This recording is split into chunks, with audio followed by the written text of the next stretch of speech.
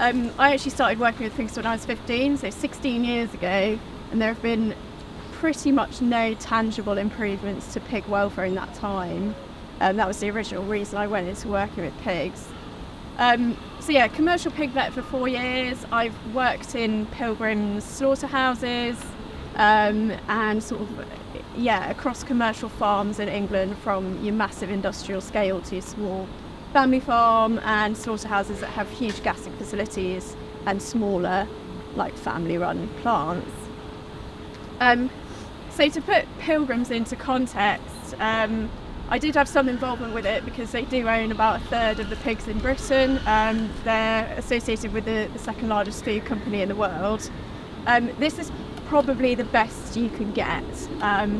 Huge funding and high-end produce going into places like Waitrose in a country, as pointed out, we hear it all the time, with some of the best welfare in the world. So isn't that just such a depressing thought that this is the best that we can do for pigs? In 2018, the BBC covered the issue of gas stunning. It's not a new discussion, it's been going on for decades actually. At the time, the president of the British Veterinary Association, who was not a pig vet by the way, said we should be proud of our abattoirs, pointing out that CCTV is mandatory now in places where live animals are kept. Now, live animals is the key there. I asked when I was in the industry why there weren't cameras within the chambers, and I was categorically told that it would be too awful, and it could be used against us, and something would then have to be done to change it. I spoke with 2 separate researchers in the industry who were working on alternatives to CO2, and they had both stopped eating pigs and chickens as a result of what they'd seen during their studies. And thanks to these guys, we can now all see why that was. So my experience in abattoirs started at quite a young age. So when I was 15, I went on a slightly strange exchange trip to Germany, and a farm vet sort of dropped me off at an abattoir one day without really any instruction or indication as to when he might be back for me. And it was so traumatic. I don't really remember a lot other than just being sprayed with pig's blood and having lots of men standing around me with their meat cleavers and laughing. My first experience as a qualified vet in England wasn't that much different to that. This time at a large Cranswick abattoir, where once again I was given little to no instruction, which is actually very dangerous in a place like this. Nobody really spoke to me, and I was going in to assess lungs, so lungs for disease. And when I asked where I should stand, somebody just got a crate and turned it upside down and said stand on that in the middle of this busy abattoir floor. So I didn't really know any better, so I just stood on this crate, and I had above me thousands of pairs of lungs and hearts, livers going past. And I just stood there, and I was just getting covered in blood in my eyes, nose, mouth, bits of organs falling down my arms. And again, people just stood around laughing at me. So to this slaughterhouse, Pilgrims come organic, free range, RSPCA assured, red tractor assured pigs by the thousands every day. As they're lowered into the dark, cramped into cages, already very frightening for them, it's really clear from the footage when they hit that high concentration carbon dioxide, because their facial expressions become so pained. And there have been studies recently on recognising pigs' facial expressions that it's so clear to see because they're so human what they're going through, and they let out these long blood-curdling screams after sort of sharp gasps and frantic movements to try and get above the gas. The screams are unlike any other vocalisation you'd hear from a pig under normal circumstances. And you really don't need to be a scientist or vet or experienced in working with pigs to instinctively know that they indicate significant suffering. We've also got to consider that the nose of a pig is such a sensitive instrument. We covet pigs to find truffles for us under the ground. And when you times by thousands of pigs, the fear, the pain, the excreta splattered all over those cages and push them through, that must make for such a pungent cocktail of aromas immediately recognisable as fear and death and pain. So 86% of pigs in the UK go through gas chambers like this. The alternative available right now and rolled out on the remaining sort of 14% is electronarcosis. So that involves the application of metal prongs to the head and to send through a massive electric current. The intense seizures caused by this can, quote, result in commercially significant levels of carcass damage. Typically that takes the form of broken bones, so vertebrae and shoulders, and bleeding into muscles. Remember that for just a second. I've seen this method botched more times than I care to remember as well, resulting in pigs falling from the shackles from a great height, like onto their heads, scrabbling around on the floor while somebody tries to slit their throat. However, I have had conversations with people working in slaughterhouses that use electric stunning, and they have switched from working in a place that uses gas to that because this is so disturbing, the gas stunning. Relying upon gas to render an animal unconscious within a short window of time, especially when you consider that a large proportion of farmed pigs have lung disease, so we're cramming them to noxious, dusty environments, and then you rely on the gas to render them unconscious, and that's understandably problematic. The electric stunning is a fully reversible procedure, so when I said remember that they might snap their vertebrae and shoulders and bleed into their muscles, they might wake up from that.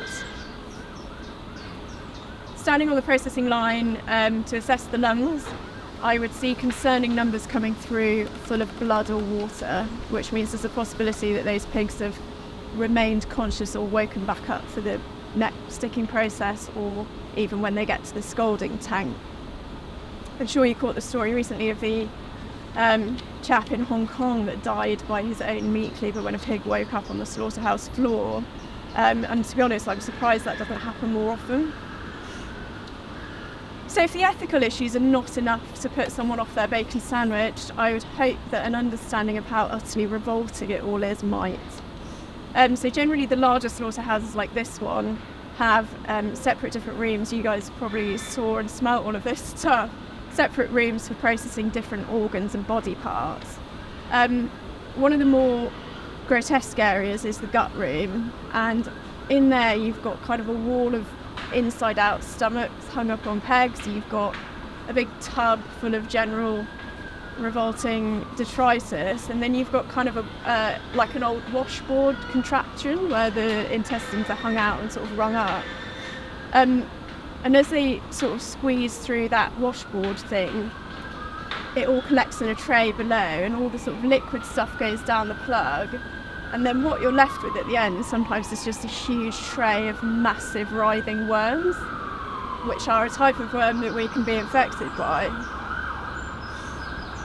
So in my usual position in slaughterhouses, in a what's called upper slaughter, I'd stand on the line just after the massive saw that splits the carcass.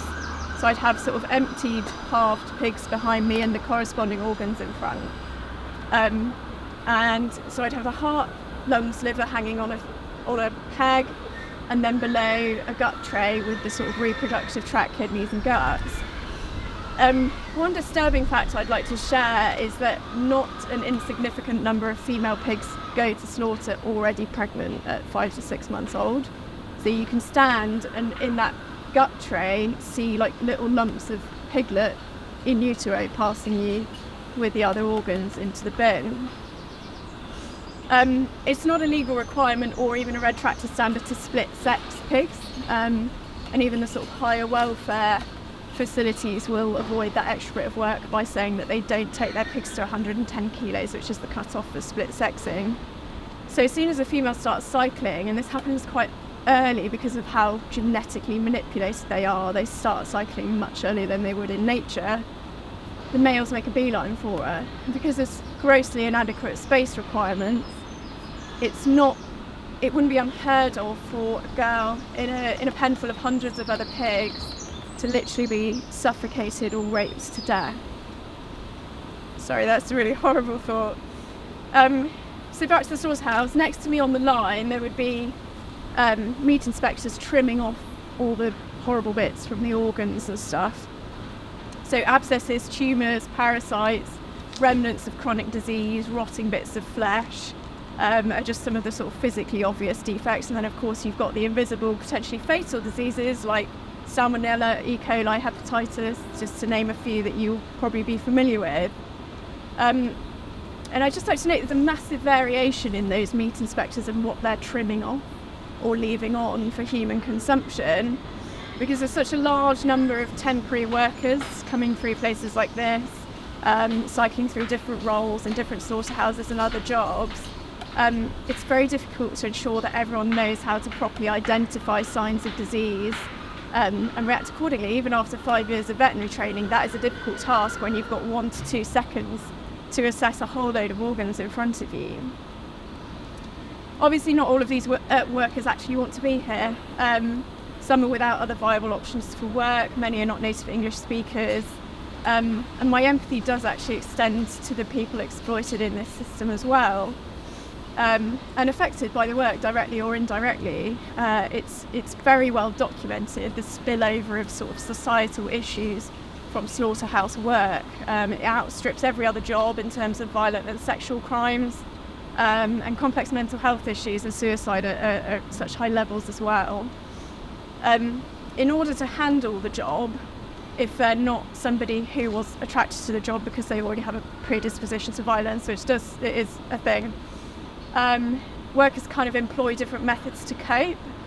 So one of those is doubling, where you almost create a split persona, where you've got a good part of you doing good things to make up for the bad that you're having to do. And another option is just complete dissociation from the task, which is what I used to have to do, so that I could hold a normal conversation and just focus on specific, like, almost inanimate organs.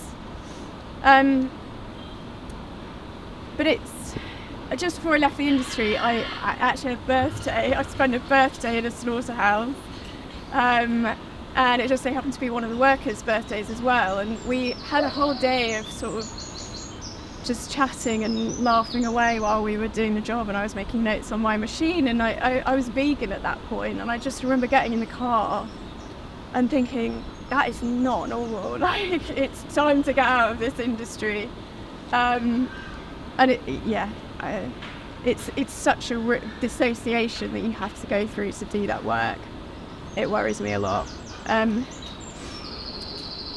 It's been a lot of years that the sort of images of terrified eyes and the sounds of the agonising screams have haunted me, and I used to get these kind of recurring loop nightmares as a result of my work in slaughterhouses, where it was just a loop of bodies that I was sort of having to feed into these machines, and at some point during the dream they would always become humans. And my slaughterhouse work was not extensive, but that it's really easy to see how problems arise within society and violence spilling out, having gone through that. But some people do this every day for years, like the actual killing of thousands of animals every day. And the cafeteria inside here serves pig, and a lot of them eat it. And I just, for a moment, consider the mental gymnastics you have to go through to be able to do that job and then eat the pigs and the flesh.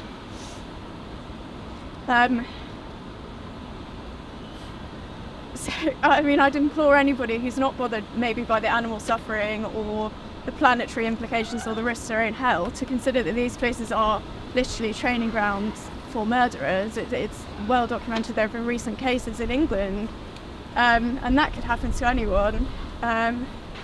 And on a final note, on that note, in fact, we are not far past the anniversary of Regan Russell's passing, a beautiful soul who was murdered outside a place like this, standing for the animals, by somebody who was bringing those animals to their death day in, day out. And I just, I'd like to take a moment to remember her, and also just to acknowledge and recognise the sacrifices that activists make every day. Everybody here, putting yourselves in very challenging, very uncomfortable situations, and often incredibly dangerous. Like, I'm so impressed by you guys getting in there.